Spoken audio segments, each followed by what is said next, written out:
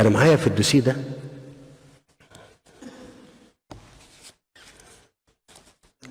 مذكرة كنت طلبتها في يونيو 2014. امتى؟ يونيو 2014 مش كده؟ كان عن موضوع الجزر ديت.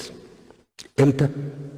يونيو 2014. لا حد كان سألنا عليها ولا حد اتكلم فيها ولا طالب عليها خلال الفترة دي، لكن كمسؤولية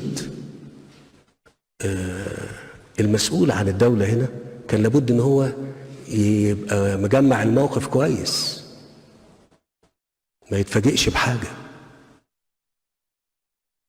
فكان بقى الموضوع بقى واضح. فمن المنظور السياسي احنا هندير أزمة ولا هنعطي؟ انا بتكلم كلام المفروض ما يتقالش على الهوا والله، بس احنا بنقوله على الهوا عشان كل الناس اللي موجودة بره مصر وجوه مصر تسمعنا وتعرف قد ايه ان احنا حريصين على ان احنا نعطي الحقوق لاصحابها، وان احنا منتبهين قوي للي بيدور حوالين مننا.